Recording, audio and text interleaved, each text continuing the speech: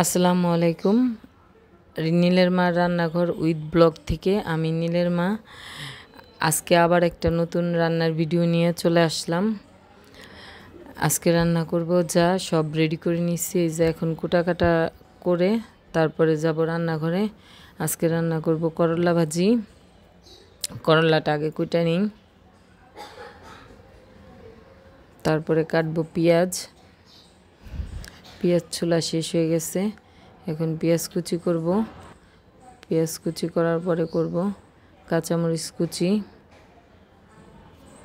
কাঁচামরিচের যে দাম, বর্ষা হয়েছে আর কাঁচামরিচের দাম আকাশ ছোঁয়া হয়ে যেতেছে। আজকে এক পা কাঁচামরিচ আনলাম 60 টাকা দিয়ে। তারপরে কাটবো টমেটো। টমেটোরও অনেক দাম, 240 টাকা কেজি টমেটো।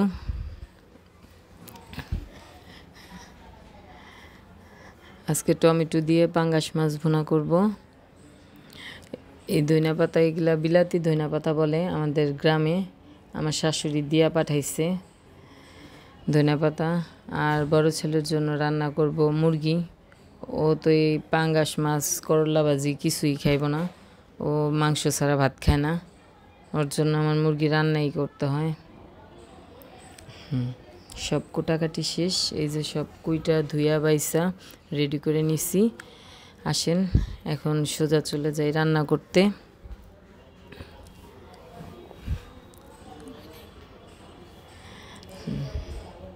যে সব রেডি করে নিচ্ছি একবারে। আমার মতন কে কে আছেন যে সবাই কুইটা কাইটা ধুয়া টুয়া একবারে গুছাই গেছে রান্না করলে টাইমও কম লাগে, আপনার রান্না বাড়ায় এত প্যারাও খাইতে হয় না, হয়ে যায় তাড়াতাড়ি সব। আমার সকালের নাস্তা খাই আগে পাকের ঘরে ঢুকতে হয়, কারণ আমার 2টার ভিতরে ওর বাবার খাবারটা পাঠাইতে হয়। সবার আগে রান্না বসাই দিতেছি পাঙ্গাস মাছটা। আগে প্যানে তেল দিয়ে পাঙ্গাস মাছটা ভাজি বসাবো। পাঙ্গাস মাছটা আগে ভাজা নিব, তারপরে আরেকটা কড়াইতে তেল দিয়ে পাঙ্গাস মাছের মশলাটা কষাইতে দিব।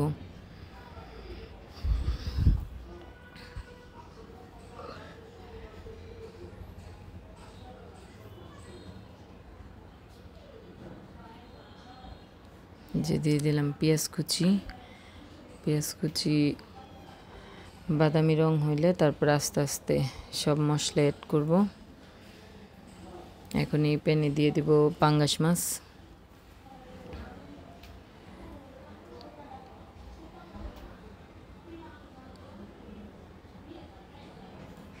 দিয়ে দিলাম পাঙ্গাস মাছ।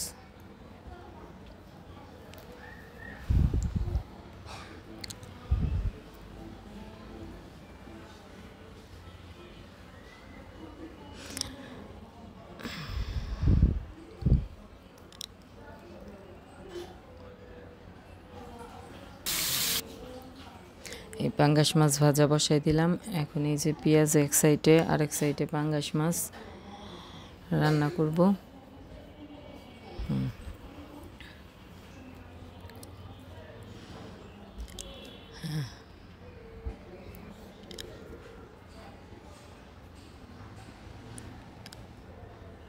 আমাদের এলপি গ্যাসেই রান্না করতে হয়, উপরের গ্যাস তো 1 সপ্তাহের উপরেই আসে না। উপরের গ্যাস কবে থেকে চোখে দেখি না আল্লাহই জানে। কার কার এরকম সমস্যা আছে যে লাইনের গ্যাস পাওয়া যায় না? আমাদের তো লাইনের গ্যাসে অনেক সমস্যা, পাওয়া যায় না অনেক রাত ছাড়া, এলপি গ্যাসেই রান্না করতে হয়। এই যে আমার পেঁয়াজটা বাদামি রং হয়ে গেছে, এখন দিয়ে দিব আদা বাটা।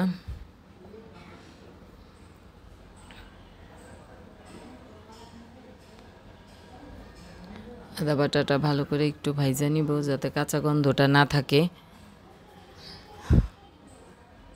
তারপরে পানি দিয়ে দিব একটু, পানি দিয়া তারপরে যাবতীয় যা মশলা আছে সব একে একে দিয়া ভালো করে কষাই নিব।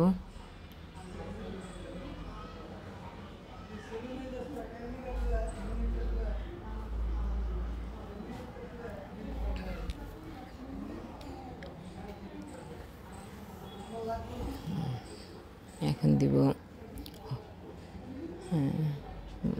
ধইনা ফাঁকি,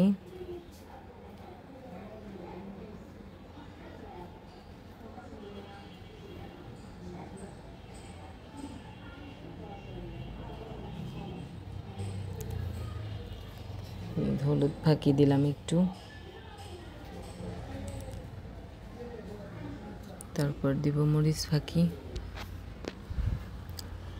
তারপরে দিব পরিমাণ মতন লবণ,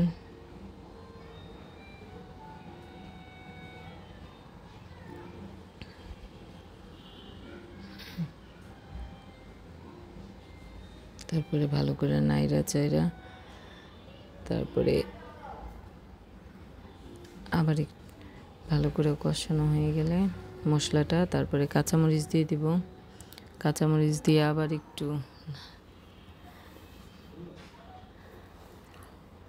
কাঁচামরিচ আমরা একটু ঝাল খাইতে পছন্দ করি দেখে একটু ঝাল বেশিই দিলাম, যে যার মতন স্বাদ মতন ঝাল দিয়ে দিবেন। এই যে টমেটো অ্যাড করলাম, টমেটোটা দেওয়ার পরে আবার একটু নাড়াচাড়া দিব।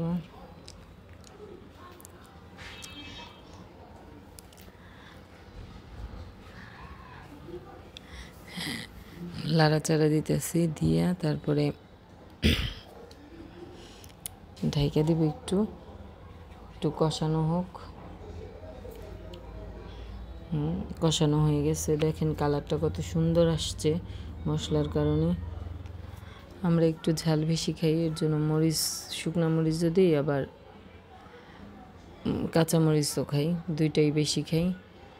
এখন দিয়ে দিলাম গরম পানির ঝোল,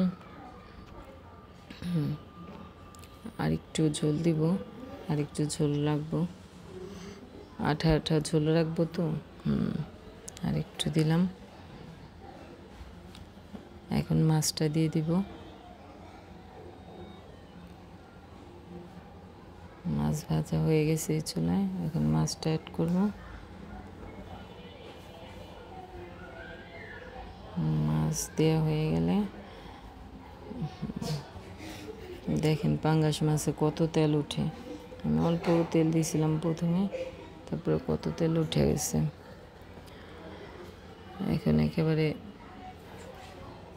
তেলটা সহ ঢাইলা দিব, এখানে মাছের তেলটাও দিয়ে দিব, তাহলে খাইতে ভালো লাগবো। মাছ ভাজা যে তেলটা হয়েছে ওইটাও দিয়ে দিছি। এখন জিরা ফাঁকি দিয়ে আবারও ঢাইকা দিব, 10 মিনিট ঢাকনা দিয়ে আবার ঢাইকা দিব।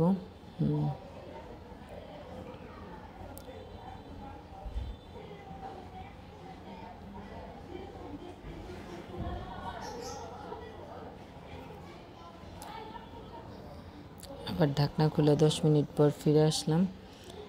এখন এটার সাথে অ্যাড করব একটু ধনিয়া পাতা। ধনিয়া পাতা দেওয়ার পরে আবার 1 মিনিটের জন্য আবারও ঢেকে দিব। দিয়ে দিলাম ধনিয়া পাতা।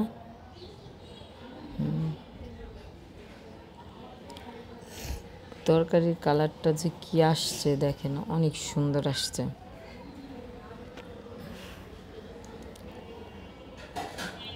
আবার 1 মিনিটের জন্য ঢেকে দিছি। 1 মিনিট পর আবার ঢাকনা সরাই ফেললাম। আমার তরকারি হয়ে গেছে। এখন তরকারিটা নামাই নিব। শেষ। তরকারিটা নামাইয়া ঢেলে নিব। ঢেলে নিলাম তরকারিটা। হয়ে গেল আমার পাঙ্গাস মাছ আঠা আঠা ঝোল দিয়ে ভুনা করা।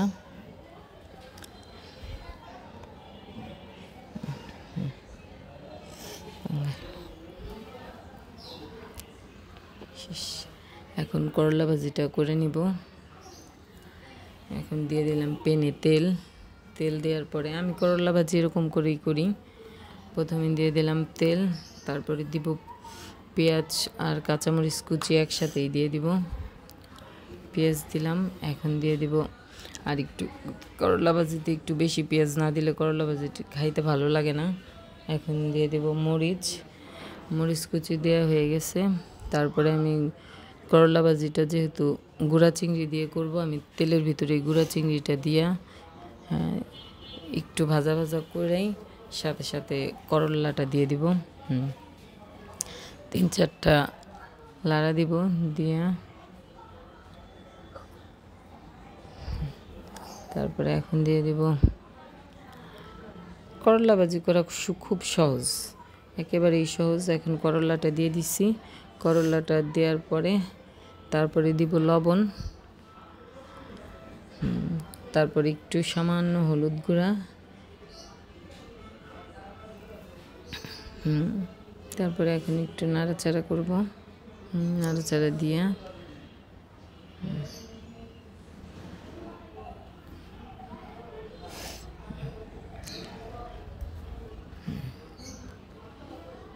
আর করলা ভাজি ঢাকা দিতে হয় না, ঢাকা ছাড়া করলা ভাজি করলে করলাটা তিতা লাগে না। আমি করলা দেখেন ঢাকি নেই। তারপরে এখানে মুরগির মাংসটা বসাই দিব, ওইখানে করলাটা হইতে থাক। করলাটা হাই হিটেই হওয়া ভালো, তাহলে তিতাও হয় না, গইলাও যায় না, আর কালারটাও সুন্দর থাকে।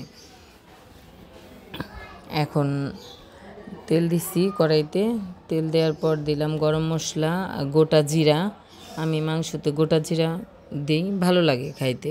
তারপরে দিলাম পেঁয়াজ কুচি, পেঁয়াজ কুচি দেওয়ার পরে একটু নাড়াচাড়া দিয়ে নিব। তারপরে বাদামি রং হইলে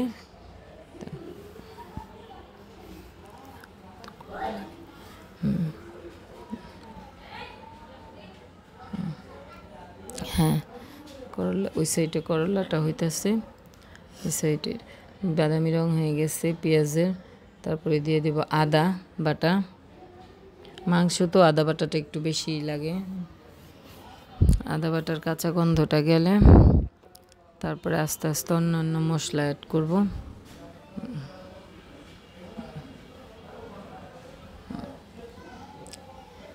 এটা মাংসের মশলা দিলাম, রাঁধুনি মাংসের মশলা। তারপরে হলুদ গুঁড়া দিয়ে দিলাম,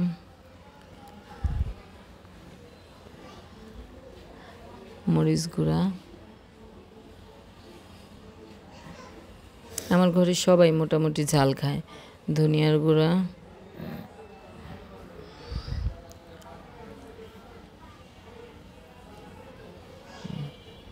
তারপরে একটু পানি দিয়ে দিব। পানি দিয়ে মশলাটা ভালো করে কষাবো, তেল ওঠা না পর্যন্ত মশলাটা কষাবো পানি দিয়ে। মশলা ভালো করে কষাই নিলে মশলার কাঁচা গন্ধটা আর আসে না। এখন দিয়ে দিব ঢাকনা, ঢাকনা দিয়ে একটু লবণ দিতে ভুলে গেছিলাম, লবণ দিই। হ্যাঁ, মশলার কালার লবণ না দেওয়া পর্যন্ত মশলার কালারের যে আসল রঙটা ওইটা আসে না। এখন ঢাকা দিয়ে দিব। এখানে আমার করলা ভাজিটাও হয়ে গেছে, দেখেন করলা ভাজিটা কত সুন্দর হয়েছে। করলা ভাজিটা গইলাও যায়নি, আর কালারটাও আপনার নষ্ট হয়নি, সবুজ সবুজ কালারই রয়েছে। করলা ভাজিটা করতে হইলে ওই গ্যাস চুলা বাড়াইয়া আগুন কমানো যাবে না, আর ঢাকনা দিয়ে ঢাকা যাবে না, তাইলে এই করলা ভাজি এরকম সুন্দর আসবে। শেষ। এখানে আমার মাংস কষানোর মশলাটাও কষানো হয়ে গেছে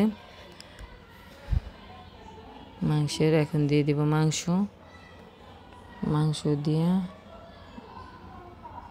মাংস আর আলু একসাথেই দিয়ে দিলাম, যেহেতু পাকিস্তানি মুরগি এটা। হ্যাঁ, দিয়ে দিলাম, একসাথেই দুইটা কষানো হয়ে যাক। তারপরে এখন হালকা সামান্য পানি দিব, দিয়ে আবার ঢাকনা দিয়ে কষানোর জন্য ঢাইকা রাখবো।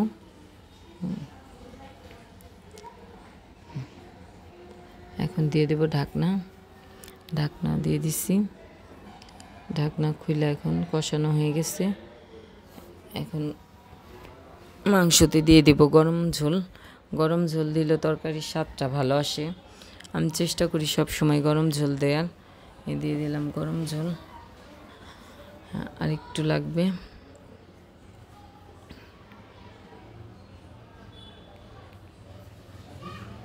আর একটু অ্যাড করলাম পানি।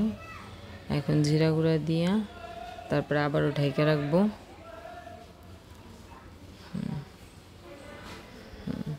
ঢাকনা দিয়ে ঢাইকা রাখলাম, রান্না শেষ। এখন নামায় ফেলবো। দেখেন দেখেন কালারটা কত সুন্দর আসছে, ঝোলটাও ঠিকঠাক হয়ে গেছে। আজকের দুপুরের আমার রান্না শেষ। এখন নামাই নিলাম।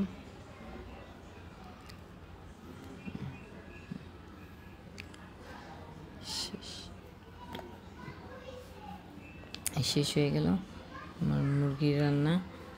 দেখেন ডিমটা আমি অফ ক্যামেরায় ভুনা করে ফেলছি।